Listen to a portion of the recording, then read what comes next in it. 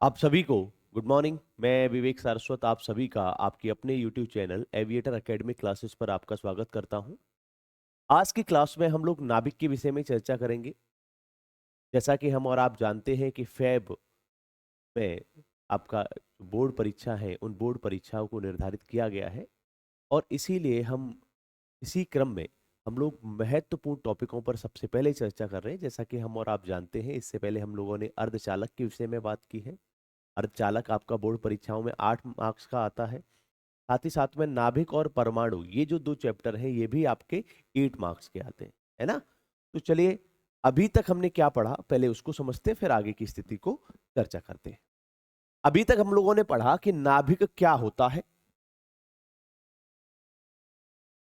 नाभिक की स्थितियां किस प्रकार से होती हैं, प्रोटॉन है, न्यूट्रॉन है, इलेक्ट्रॉन्स हैं, उनकी स्थितियां किस प्रकार से होती हैं, परमाणु क्रमांक क्या होता है, परमाणु भार क्या होता है, और अगर देखा जाए कि परमाणु की अगर स्थिति में जो नाभिक है, उस नाभिक की त्रिज्या में किस प्रकार से संबंध होता है, आयतन और परमाणु भार में किस प्रकार से संबंध होता है।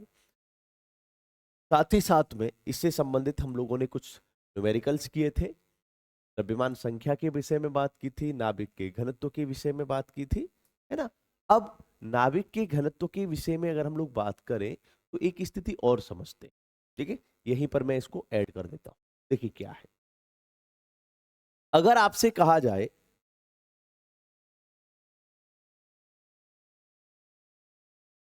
मान लीजिए एक अभी हाल ही में विगत परीक्षा में एक प्रश्न आया और इस प्रश्न में यह कहा गया कि आपको ये बताना है कि किसी भी नाभिक का घनत्व कभी भी किस पर निर्भर नहीं करता, द्रव्यमान संख्या पर निर्भर नहीं करता। ठीक है, अगर हम लोग देखें तो देखिए क्या था, किसी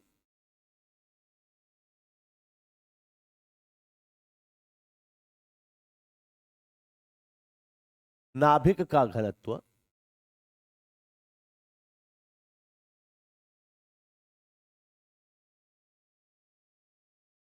उसकी द्रव्यमान संख्या पर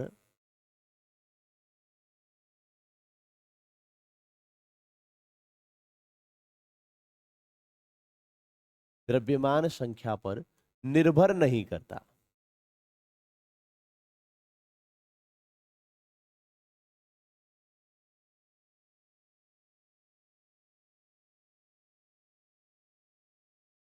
आपको यह सिद्ध करना है कि किसी भी नाभिक का जो घनत्व है वो क्या है, उसकी द्रव्यमान संख्या पर निर्भर नहीं करता। ये ऐसे आपका बोर्ड परीक्षा में प्रश्न पूछा गया आपसे। जैसा कि हम और आप जानते हैं कि घनत्व बराबर क्या होता है, तो हमने और आपने जाना कि घनत्व बराबर होता है द्रव्यमान बटे आयतन होता है। आपने कहा कि हाँ जी सर, यही तो होता है। ठीक है, अगर हम लोग बात करें तो सामान्य रूप से हमें समझना है कि घनत्व को रो से प्रदर्शित किया, द्रव्यमान को एम से प्रदर्शित किया और आयतन को वी से प्रदर्शित किया। इसमें किसी तरह का कोई दिक्कत है? भाई घनत्व हो गया रो, द्रव्यमान हो गया एम, आयतन हो गया आपका वी। अब देखिए, जैसा कि हम और आप जानते हैं कि अगर किसी भी नाभिक के घनत्व के बारे में बात करें तो हमें यह देखना है कि नाभिक का आयतन क्या होता है, 4/3 पाई आर क्यू होता है, क्योंकि ये एक तरह का गोला ही तो है। भाई नाभिक की जो आकृति है वो कैसी है, गोलाकार आकृति है, और गोले का आयतन होता है 4/3 पाई आर क्यू होता है। अच्छा जी, अब देखिए जरा, अगर हम लोग देखें कि हमारा जो कुल द्रव्यमान है, वो कुल द्रव्यमान हमारा एम है,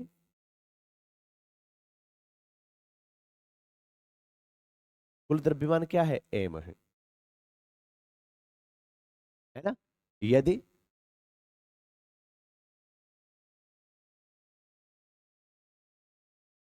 प्रति न्यूक्लियन, अब न्यूक्लियन के बारे में तो आप जानते हैं कि किसी भी नाभिक में उपस्थित प्रोटॉनों और न्यूट्रॉनों की संख्या के योग को हम क्या कहते हैं, न्यूक्लियॉन कहते हैं। यदि प्रति न्यूक्लियॉन द्रव्यमान क्या हो, स्मॉल एम हो, तो कुल द्रव्यमान क्या होगा। देखिए, अगर आपसे ये कहा जाए कि प्रति न्यूक्लियॉन द्रव्यमान स्मॉल एम है, और टोटल अगर परमाणु की परमाणु संख्या जो है या परमाणु भार जो है, द्रव्यमान संख्या जो है वो क्या है, ए है ना। भाई ए से तो प्रदर्शित करते हैं, परमाणु क्रमांक को जेड से प्रदर्शित करते हैं और द्रव्यमान संख्या को ए से प्रदर्शित करते हैं। तो कुल मिलाकर द्रव्यमान कितना हो गया, एम ए। इस वैल्यू को यहां रख देना, ये क्या हो गया, स्मॉल एम ए। अब देखिए, हम और आप क्या जानते हैं कि आर बराबर होता है R0 ए की पावर 1/3, यही तो होता है भाई, यही तो आपने देखा। अभी देखो क्या है, कहाँ गया भाई, आर त्रिज्या बराबर R0। R0 क्या है, एक नियतांक है जिसकी वैल्यू कितनी होती है, 1.2 इंटू 10⁻⁻15 मीटर होती है। और ये क्या है, एक की पावर सॉरी 1/3 हुआ।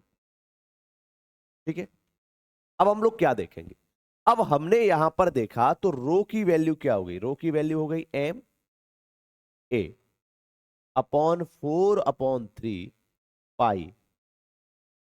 आर की वैल्यू कितनी होगी, R0 ए का पावर 1/3 की पावर 3। क्या करेंगे, M A upon 4/3 pi R0 का क्यू इंटू ए का पावर 1/3 इंटू 3। तो 3 से 3 कैंसिल हो गया, क्या आ गया, M A upon 4/3 pi R0 का क्यू इंटू ए से ए कैंसिल हो गया, तो ये 3 पहुंच गया ऊपर, 3m अपॉन 4 पाई R0 का क्यू। क्या यहां पर कहीं पर भी द्रव्यमान संख्या मेंशन है, नहीं है। इसलिए हम ये कह सकते हैं कि किसी भी नाभिक का घनत्व उसकी द्रव्यमान संख्या पर निर्भर नहीं कर। भाई जो उसके फॉर्मूले में ही नहीं आ रहा उसको हमारी आवश्यकता नहीं। ठीक है भाई, यहां तक किसी को कोई समस्या, आप चाहे तो इसको नोट कर सकते। चलिए आगे बढ़े। आगे की स्थिति में अगर हम लोग बात करें तो हमने क्या देखा, हमने सामान्य रूप से एक स्थिति देखी, और वो स्थिति क्या है जिसके विषय में अगर हम लोग चर्चा करें उसको कहते हैं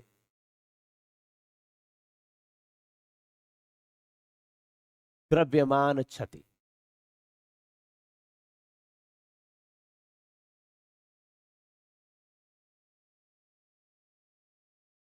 देखिए, जैसा कि नाम कह रहा है, क्षति का अर्थ होता है किसी प्रकार की कोई कमी हो गई, कुछ नुकसान हो गया, उस नुकसान को कहते हैं क्षति। ठीक है, और द्रव्यमान क्षति कहा गया, इसका मतलब जो नुकसान हुआ है ना, वो नुकसान किस में हुआ है, द्रव्यमान में हुआ है, तो इसलिए इसको कहा गया द्रव्यमान क्षति। अब हम लोग बात करते हैं, देखो सामान्य रूप से एक बात समझिए आप, सामान्य रूप से अगर हम लोग देखें, मान लीजिए ये आपका परमाणु है ना, परमाणु में ये क्या होगा, ये नाभिक होगा, नाभिक में क्या होते हैं, प्रोटॉन और न्यूट्रॉन होते हैं। ये बात तो हम लोग जानते हैं। और बाहरी कक्षाओं में कौन चक्कर लगाते हैं, ये इलेक्ट्रॉन चक्कर लगाते हैं। सिंपल सा कंसेप्ट है, ये तो पिछले 2 दिन से पढ़ रहे हैं, एक दिन से पढ़ ही रहे हैं, और पिछले इतने 12th तक आते आते पढ़ ही रहे हैं 12 सालों से, कि भाई किसी भी परमाणु के नाभिक में क्या होता है, प्रोटॉन और न्यूट्रॉन होते हैं, और बाहरी कक्षाओं में जो चक्कर लगाते हैं वो क्या होते हैं, वो होते हैं आपके क्या, इलेक्ट्रॉन्स। ठीक है जी। अगर हम लोग देखेंगे तो सामान्य रूप से हमें क्या समझना है, सामान्य रूप से हमें यह समझना है कि जो परमाणु का जो भार होता है या परमाणु का जो द्रव्यमान होता है,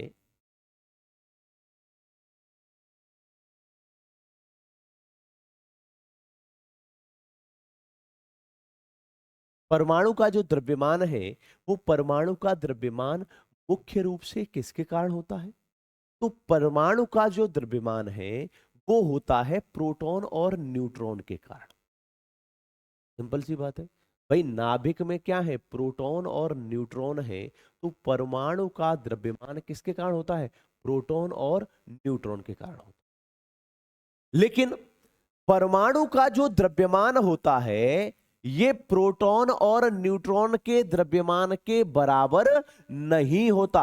अर्थात नाभिक में उपस्थित प्रोटॉनों और न्यूट्रॉनों का जो द्रव्यमान होता है उससे किसी भी नाभिक का जो द्रव्यमान है, किसी भी पदार्थ का जो द्रव्यमान है, परमाणु का जो द्रव्यमान है वो कम होता है।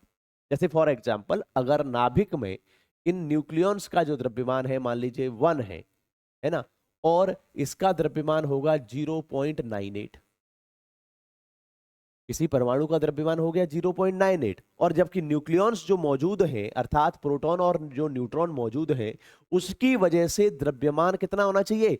1 होना चाहिए। तो आप ये देखेंगे कि परमाणु के द्रव्यमान में और न्यूक्लियॉन्स के द्रव्यमान में क्या है? अंतर है। यही अंतर क्या कहलाता है? द्रव्यमान क्षति कहलाता है। मुझे लगता है ये बात आप समझ गए हो। ठीक है, यहां तक कोई समस्या? अब हम लोग देखते हैं कि सामान्य रूप से क्या है, उस पर जरा हम लोग चर्चा करते हैं। देखो भाई, अब इसको परिभाषा के रूप में किस प्रकार से रहेंगे?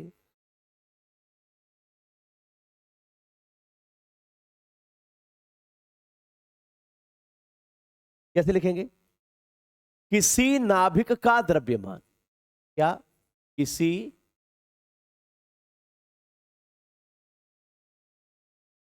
नाभिक का द्रव्यमान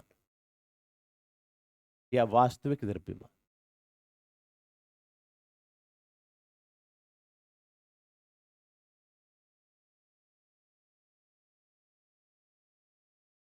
किसी नाभिक का वास्तविक द्रव्यमान, उसमें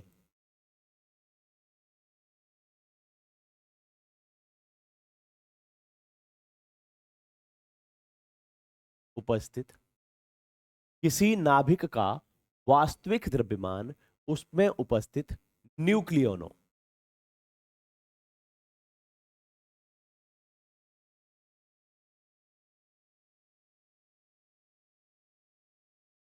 अगर हम लोग देखेंगे जब न्यूक्लियॉन्स के विषय में बात होती है तो न्यूक्लियॉन्स क्या है? न्यूक्लियॉन्स कहा जाता है प्रोटॉन और न्यूट्रॉन, प्रोटॉन और न्यूट्रॉन।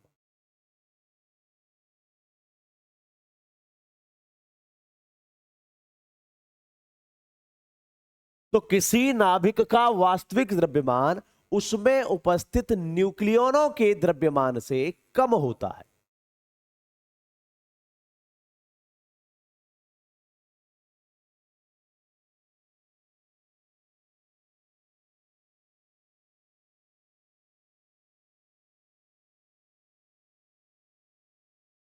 तो अगर हम लोग बात करें कि किसी नाभिक का वास्तविक द्रव्यमान उसमें उपस्थित न्यूक्लियन, और न्यूक्लियन के भाई देखिए द्रव्यमान किसके कारण है? न्यूक्लियंस के कारण, तो न्यूक्लियंस के द्रव्यमान के बराबर होना चाहिए, लेकिन नहीं, नाभिक का जो द्रव्यमान है वो उसमें उपस्थित न्यूक्लियनों के द्रव्यमान से कम होता है। द्रव्यमान में होने वाली, द्रव्यमान में होने वाली यह क्षति, द्रव्यमान में होने वाली होने वाली यह क्षति, क्षति कह लीजिए या हिंदी में इसको बोल दो भाई कमी, कमी क्या कहलाती है? द्रव्यमान क्षति कहलाती है। क्या कहलाती है? द्रव्यमान क्षति कहलाती है।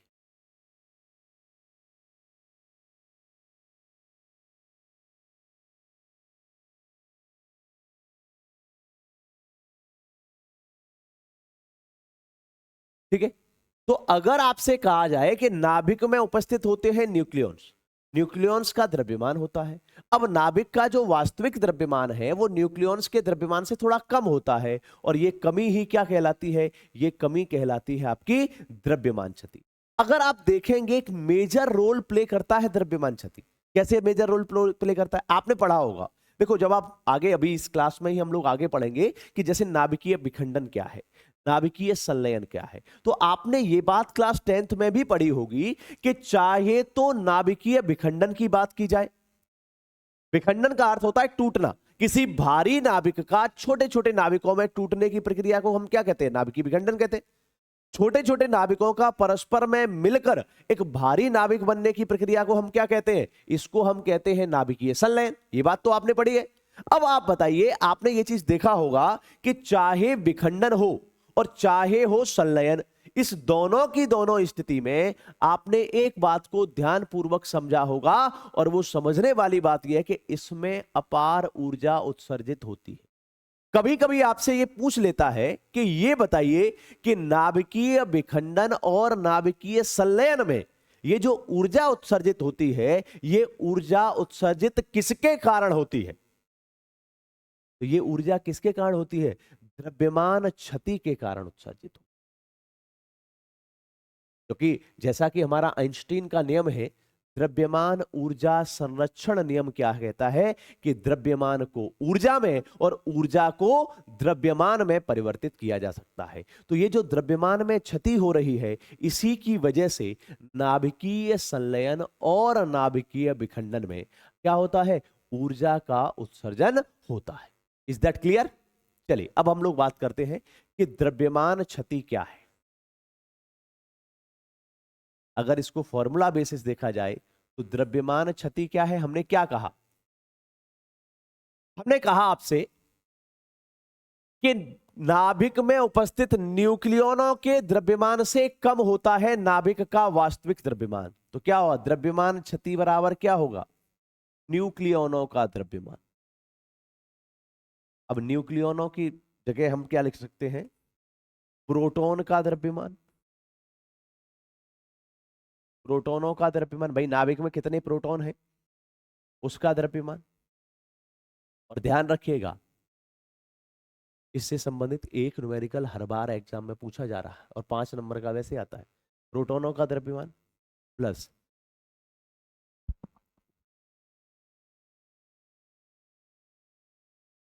न्यूट्रॉनों का द्रव्यमान।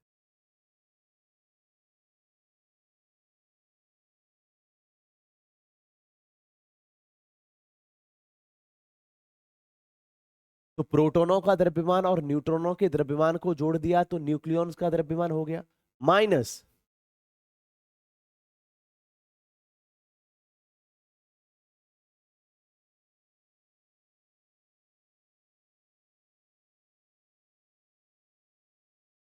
नाभिक का द्रव्यमान।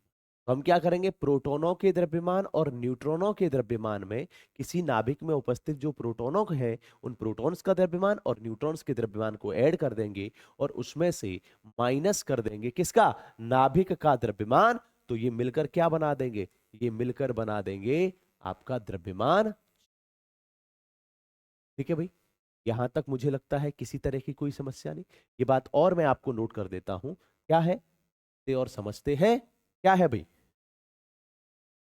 कि द्रव्यमान क्षति के कारण ही, क्या है? द्रव्यमान क्षति के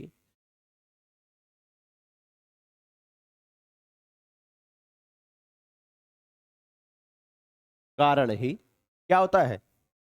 नाभिकीय विखंडन।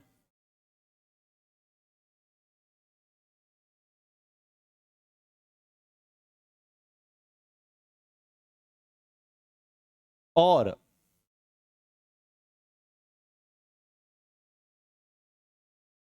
नाभिकीय संलयन।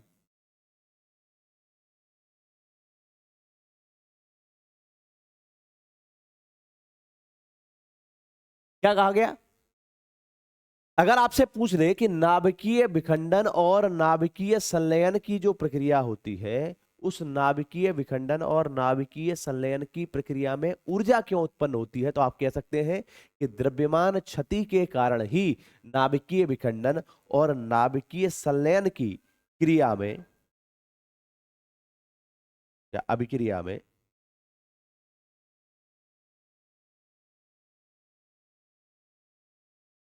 ऊर्जा का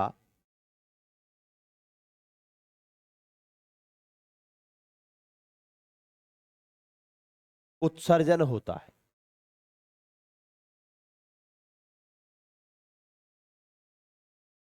ठीक है, तो द्रव्यमान क्षति के कारण ही नाभिकीय विखंडन और नाभिकीय संलयन की प्रक्रिया में ऊर्जा का उत्सर्जन होता है। और आपसे पूछा जाए कि भाई द्रव्यमान क्षति क्या है, तो किसी नाभिक में उपस्थित नाभिक के वास्तविक द्रव्यमान है ना, और उसमें उपस्थित न्यूक्लियोनों के द्रव्यमान में अंतर होता है, उसी अंतर को हम क्या कहते हैं, द्रव्यमान क्षति कहते हैं। मुझे लगता है यहां तक किसी को कोई डाउट नहीं होगा, तो आप, मैं साइड में हो जाता हूं, आप एक स्क्रीनशॉट ले लीजिए।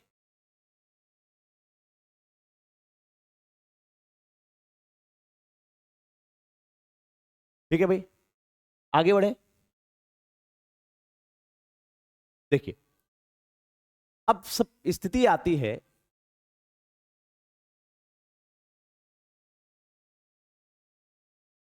द्रव्यमान संरक्षण का नियम।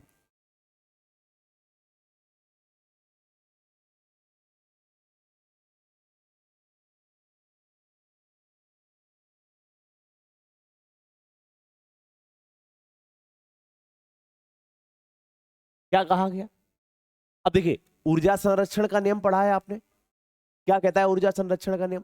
ऊर्जा संरक्षण का नियम कहता है ऊर्जा को न तो कभी उत्पन्न किया जा सकता है और न कभी नष्ट किया जा सकता है। ऊर्जा हमेशा क्या होती है, एक रूप से दूसरे रूप में परिवर्तित होती है। ये बात पढ़ी है आपने? भाई ऊर्जा की स्थिति क्या है, ऊर्जा को न तो कभी उत्पन्न किया जा सकता है और न ही कभी नष्ट किया जा सकता है, ये हमेशा एक रूप से दूसरे रूप में परिवर्तित होती है। इसी प्रकार से अगर हम लोग बात करें कि देखिए, द्रव्यमान संरक्षण के नियम के अनुसार,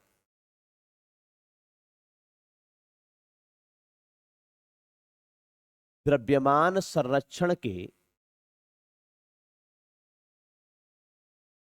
नियम के अनुसार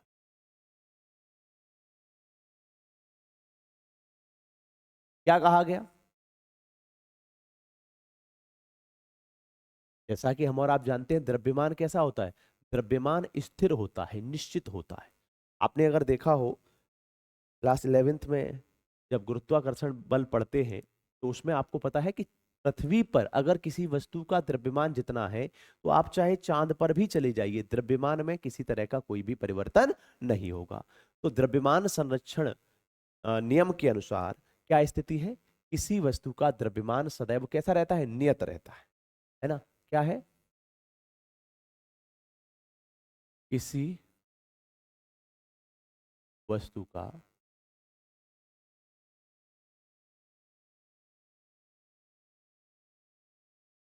द्रव्यमान जो होता है वो कैसा होता है, सदैव नियत रहता है। नियत अर्थात निश्चित रहता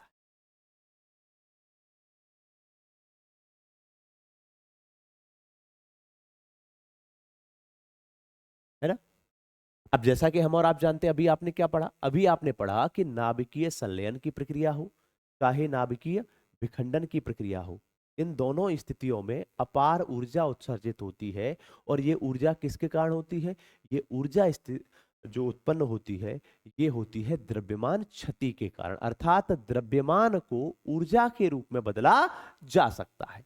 तो इसके लिए नियम किसने दिया? ये नियम दिया आइंस्टीन का, आइंस्टीन का द्रव्यमान ऊर्जा संरक्षण नियम। क्या है? द्रव्यमान ऊर्जा संरक्षण।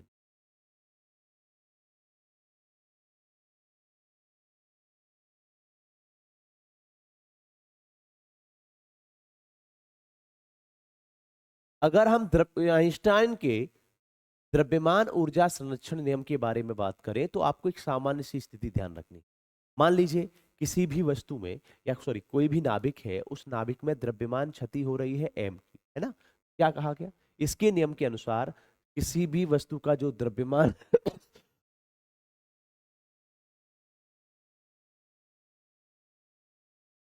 जो द्रव्यमान है, उस द्रव्यमान को किस में परिवर्तित किया जा सकता है, ऊर्जा के रूप में परिवर्तित किया जा सकता है।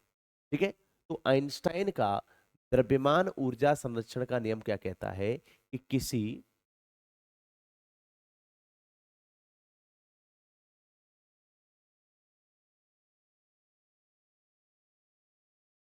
परमाणु के नाभिक में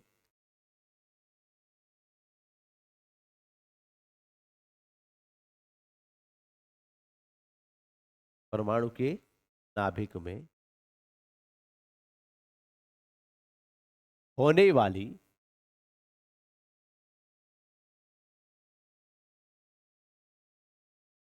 द्रव्यमान क्षति है ना, डेल्टा एम हो, डेल्टा का मतलब होता है परिवर्तन, डेल्टा एम हो, तो इसको समीकरण के रूप में क्या दिया, प्राप्त जो ऊर्जा होगी वो प्राप्त ऊर्जा क्या होगी, तो E बराबर एम सी स्क्वायर, अर्थात डेल्टा एम सी स्क्वायर।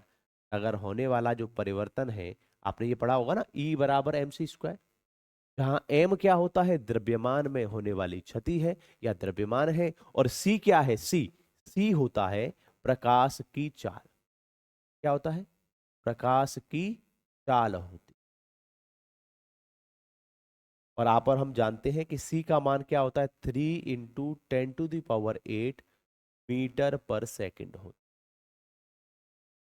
है ना। तो हमने ये समझा कि अगर हम द्रव्यमान है, उस द्रव्यमान को अगर परिवर्तित करते हैं, तो ऐसी स्थिति में जो द्रव्यमान है, उस द्रव्यमान को ऊर्जा के रूप में क्या किया जा सकता है, परिवर्तित किया जा सकता है। अब बात आती है कि ये ऊर्जा जो है, ये ऊर्जा हमारी कौन सी है। भाई ये ऊर्जा ही हमारी ऊर्जा कौन सी कहलाती है, ये ऊर्जा कहलाती है बंधन ऊर्जा। क्या कहलाती है, बंधन ऊर्जा कहलाती है।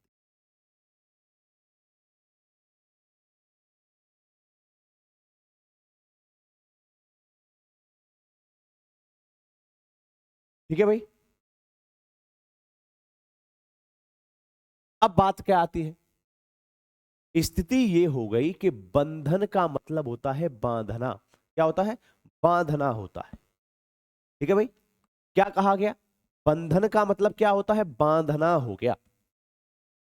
अब जब बांधने की बात आती है, तो बंधन का मतलब है बांधना, और ऊर्जा माने ऊर्जा, अर्थात ऐसी ऊर्जा जो बांधे रखती है। किसको बांधे रखती है, तो पदार्थ का जो नाभिक है ना, किसी भी परमाणु का जो नाभिक है, उस नाभिक में क्या होते हैं, न्यूक्लियॉन्स होते हैं। न्यूक्लियॉन्स बोले तो प्रोटॉन और न्यूट्रॉन होते। तो किसी भी पदार्थ के नाभिक में कौन होता है, प्रोटॉन होता है और न्यूट्रॉन होता है। तो जब नाभिक में प्रोटॉन और न्यूट्रॉन है, तो उन प्रोटॉन और न्यूट्रॉन को ऐसी ऊर्जा जो बांधे रखती है, बंधन ऊर्जा कहलाती है। या ये कह सकते हैं कि किसी भी पदार्थ के या किसी भी परमाणु के नाभिक में उपस्थित प्रोटॉनों और न्यूट्रॉनों को अलग करने के लिए जो ऊर्जा आवश्यक होती है, उसी को बंधन ऊर्जा कहते हैं। भाई जैसे फॉर एग्जाम्पल अगर देखें, आपसे कहा गया कि भाई ये जो पेन है इसको बेचोगे, आपने कहा कि नहीं भाई ये मेरे दादा का पेन है, मैं इसको बेचूंगा नहीं। उसने कहा 5 रुपए लोगे, आपने कहा पागल हो भाई, 5 का तो आ ही रहा है, मैं क्यों बेचूंगा भाई, और वैसे भी दादा का पेन है। उसने कहा 10 रुपए, बोला नहीं बेचूंगा। 100 रुपए, नहीं बेचूंगा। 500 रुपए, तो मन में शंका पैदा हुई, अबे ऐसे पेन 100 ले लूंगा। उसने कहा 1000 रुपए, चलो बात खत्म। तो क्या होगा, 1000 रुपए पर आपने ये दादा वाला पेन उसको दे दिया। इसका मतलब क्या है कि 1000 रुपए क्या हो गई आपकी बंधन ऊर्जा हो गई, कि 1000 रुपए पर आप टूट गए, है ना। कहा जाता है ना, फिल्मी डायलॉग है कि इस दुनिया में सब कुछ बिकता है, बशर्ते सही कीमत लगाने वाला होना चाहिए। ठीक है, तो सबसे आवश्यक स्थिति क्या है कि बंधन ऊर्जा क्या है, उस पर हम लोग जरा बात करते हैं। क्या हुआ, किसी नाभिक में उपस्थित किसी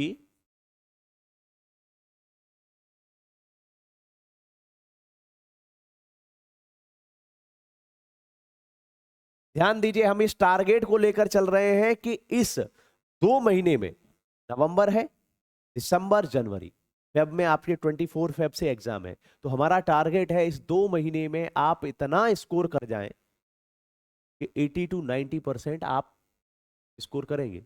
लेकिन बशर्ते ध्यान रखिएगा कि कम पढ़ें लेकिन बेहतर पढ़िए। इसीलिए हमने स्टार्टिंग जो की है वो पीछे से स्टार्ट की है, क्योंकि बच्चा क्या करता है पूरी साल पढ़ता है, आगे से तो पता चला वैद्युत क्षेत्र है, वैद्युत विभव है, गॉस प्रमेय है, सबको पढ़ता है, प्रत्यावर्ती धारा है, इन सबको पढ़ता हुआ चला आ रहा है, किरचॉफ्स लॉ पढ़ता चला आ रहा है। लेकिन अगर आप ध्यान से नोटिस करेंगे तो देखो भाई, द्रव्य की, पदार्थ की जो द्वैती प्रकृति है 6 मार्क्स का आता है, परमाणु और नाभिक है 8 मार्क्स का आता है, अर्धचालक है 8 मार्क्स का आता है। आपने कितने चैप्टर पढ़े भाई? 1 और 2, 3 और 1, 4 चैप्टर पढ़े, और इन 4 चैप्टर की वैल्यू पता है एग्जाम में कितनी है? 22 मार्क्स है। तो अगर आप इन 4 चैप्टरों को पढ़े तो 22 मार्क्स तो आपके बेहतर होंगे या नहीं होंगे? तो इसको कहते हैं स्मार्ट मूव। ठीक है, तो किसी नाभिक में उपस्थित न्यूक्लियनों को, अब देखिए न्यूक्लियन बार बार कहा जा रहा है, तो आप ये जानते हैं कि न्यूक्लियन किसको कहते हैं? न्यूक्लियन किसको कहते हैं? न्यूक्लियन कहते हैं प्रोटॉन और न्यूट्रॉन को। किसको कहेंगे? प्रोटॉन और न्यूट्रॉन।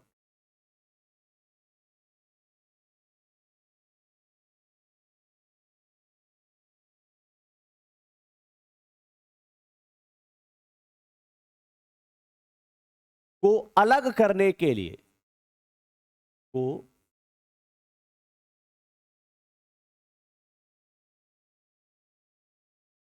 अलग करने के लिए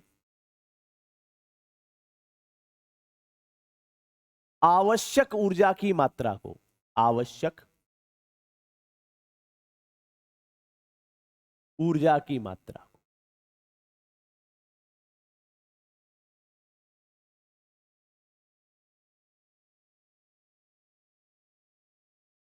बंधन ऊर्जा कहते हैं। क्या कहते हैं? बंधन ऊर्जा कहते हैं।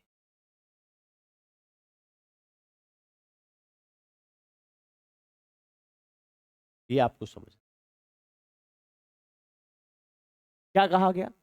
किसी भी पदार्थ के नाभिक में या परमाणु के नाभिक में उपस्थित न्यूक्लियॉन्स जो हैं, प्रोटॉन और न्यूट्रॉन्स को अलग करने के लिए जितनी ऊर्जा की आवश्यकता होती है उसको बंधन ऊर्जा कहते हैं। और बंधन ऊर्जा के विषय में बात करें तो बंधन ऊर्जा E बराबर क्या होता है? mc² होता है। यही तो हम लोग पढ़ चुके हैं। आइंस्टाइन के द्वारा जो द्रव्यमान ऊर्जा संरक्षण जो नियम दिया है वो क्या कहता है कि जो एनर्जी है वो एनर्जी क्या है? डेल्टा mc² के बराबर होता है। ये बात आपको समझ में आ गई? मुझे लगता है यहां तक किसी प्रकार की कोई भी डाउट नहीं होगा। अब हम लोग बात करते हैं, इस पर आधारित एक प्रश्न है, उस पर जरा हम लोग चर्चा कर लेते हैं। देखिए भाई, प्रश्न किस प्रकार से आपसे बोर्ड परीक्षा में पूछा गया है? 1 मिलीग्राम, प्रश्न क्या है सुनेंगे जरा ध्यान से। 1 मिलीग्राम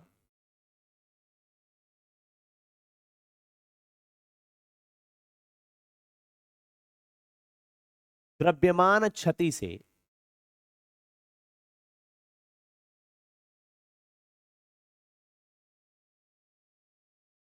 कितनी ऊर्जा उत्पन्न होती है? कितनी ऊर्जा उत्पन्न होती है, ये आपसे प्रश्न पूछा।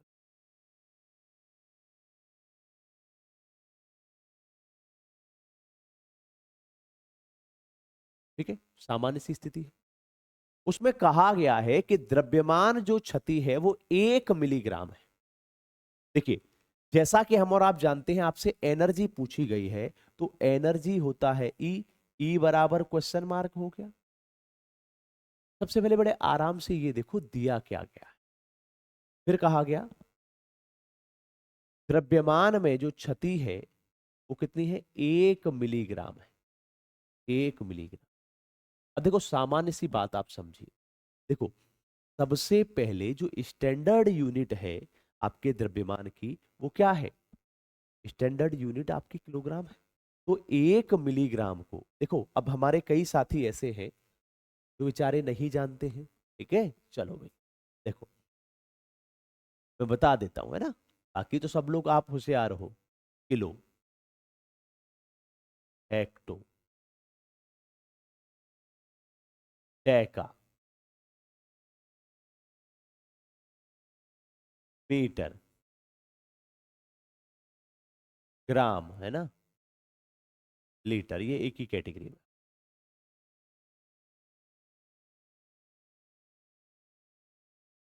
सेंटी,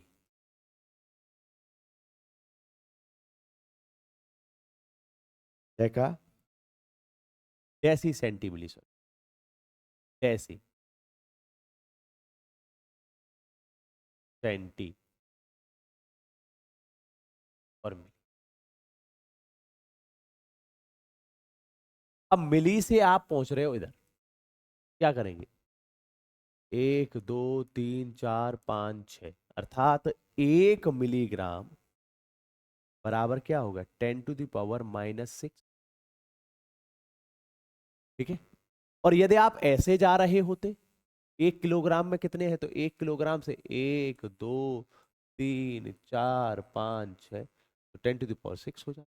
अगर आगे बढ़ते चले जाएंगे तो पॉजिटिव में पावर चली जाएगी, और पीछे आते चले जाओगे तो नेगेटिव में चली, है ना। चलो, तो क्या हो गया? इसको हम लिख सकते हैं 10⁻⁻⁶ किलोग्राम। अब देखो क्या होगा, हमारे पास एनर्जी का फॉर्मूला क्या है? डेल्टा ई बराबर डेल्टा एम सी स्क्वायर। तो डेल्टा ई बराबर क्या हो गया? एम, एम की वैल्यू कितनी है? 10⁻⁻⁶। सी का वैल्यू कितना है? 3 × 10⁻⁸ का होल स्क्वायर। क्या करेंगे? देखो 10⁻⁻⁶ हो गया, 3 का स्क्वायर 9 हो गया, 10⁻⁻8, 10⁻8 का कितना हो गया? 8 दूनी 16, कितना हो गया? डेल्टा ई बराबर हो गया 9 × 10⁻10 जूल। एनर्जी किस में होती है? जूल में। तो राइट आंसर क्या हो गया? 9 × 10⁻10 जूल। ठीक है, यहां तक किसी तरह की कोई समस्या? लेकिन एक चीज ध्यान रखें, कभी कभी आपसे क्या कह दिया जाता है, कभी कभी आपसे ये कह दिया जाता है कि ऊर्जा को इलेक्ट्रॉन वोल्ट में ज्ञात कीजिए। इसमें ज्ञात करना है ऊर्जा को इलेक्ट्रॉन वोल्ट में। देखिए, ऊर्जा जो है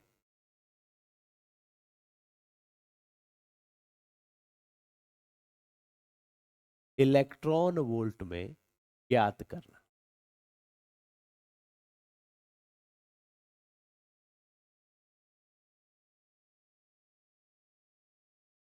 तो आपको इस बात का विशेष रूप से ध्यान रखना है कि 1 इलेक्ट्रॉन वोल्ट बराबर क्या होता है? 1.6 इंटू 10⁻⁻⁻19 जूल होता। ठीक है, यहां तक मुझे लगता है किसी तरह की कोई समस्या नहीं। अब मैं आपको यह भी बता दूंगा ये कहां से आया। ठीक है, तो अगर आपसे ये कहा जाए 1 जूल क्या होगा, तो 1 जूल बराबर क्या होगा? 1 इलेक्ट्रॉन वोल्ट अपॉन 1.6 इंटू 10⁻⁻19। इसका, इससे क्या समझे कि यदि आपको जूल को इलेक्ट्रॉन वोल्ट में परिवर्तित करना है तो 1.6 इंटू 10⁻⁻19 से लगा दो भाग। क्या करेंगे? अगर इसको इलेक्ट्रॉन वोल्ट में आपसे पूछता है तो क्या करेंगे? 9 × 10⁻⁹ upon 1.6 into 10⁻⁻19 electron volt. EV, E stands for electron and V stands for volt. ठीक है, तो यहां से अगर इलेक्ट्रॉन वोल्ट में आपसे पूछता है तो क्या करेंगे? सिंपल सा काम है भाई, 16 से 16 × 5 = 80।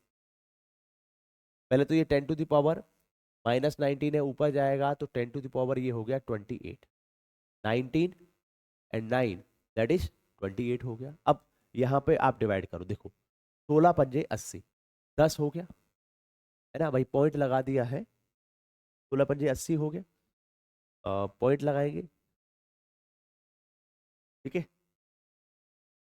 चलो, अब देखिए 10 हो गया, 16 छिक्के 96 हो गया, 4 हो गया 40 हो गया, 16 दूनी 32 हो गया और 16 पंजे 80। तो हमारे पास में अगर इलेक्ट्रॉन वोल्ट में पूछा जाएगा तो ये कितना हो गया, 5.625 इंटू 10⁻28 इलेक्ट्रॉन। ठीक है, आप इसको नोट कर सकते हैं। बताओ भाई।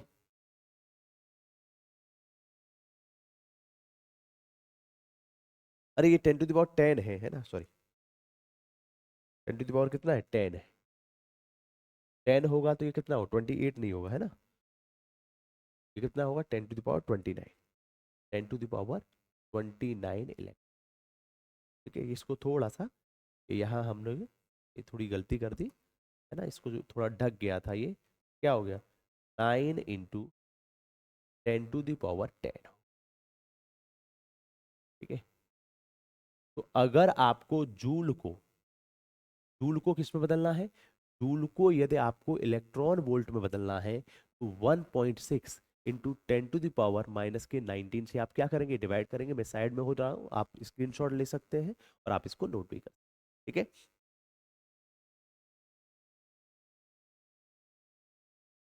आगे बढ़े। चलिए, अब आपसे कैसे प्रश्न पूछा जा सकता है, जरा उस पर हम लोग बात करते हैं। देखो ऐसा ही प्रश्न है, ये आप लोग करके दिखाएंगे। किसी नाभिक की द्रव्यमान क्षति, किसी नाभिक की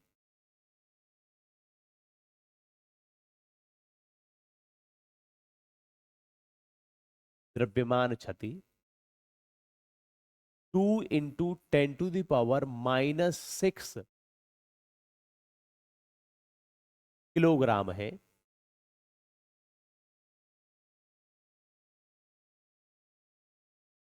क्या कहा गया, किसी नाभिक की द्रव्यमान क्षति 2 × 10⁻⁻6 किलोग्राम है, तो प्राप्त ऊर्जा की गणना, यह भी आपका बोर्ड परीक्षा में आया हुआ प्रश्न है कि यदि किसी नाभिक की द्रव्यमान क्षति 2 × 10⁻⁻6 किलोग्राम है तो प्राप्त ऊर्जा की गणना किसमें कीजिए, नंबर 1 जूल में, और नंबर 2 इलेक्ट्रॉन वोल्ट में कीजिए।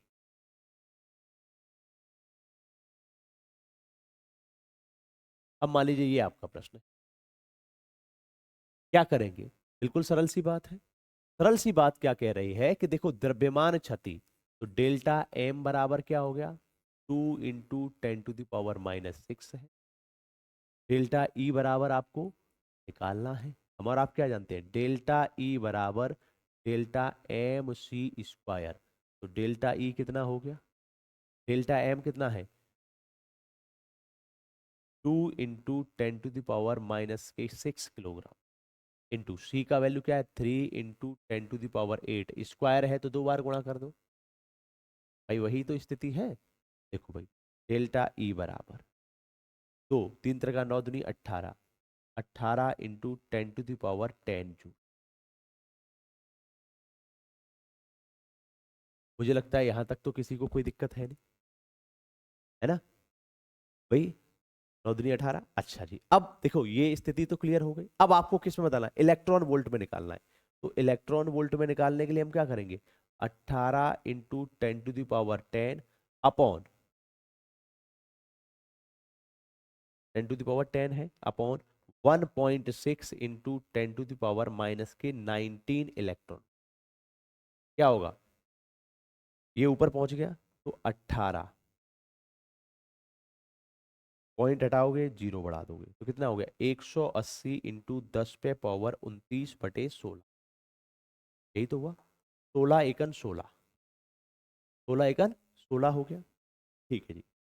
अब देखो 16 × 16 हो गया, कितना बचा, दो, 2 हो गया 20 हो गया, तो 16 × 16 हो गया, 20 हो गया तो 4 बचा, 16 दूनी 32 हो गया, 16 पंजे 80 हो गया, इंटू 10⁻29 इलेक्ट्रॉन। तो राइट आंसर क्या हो गया?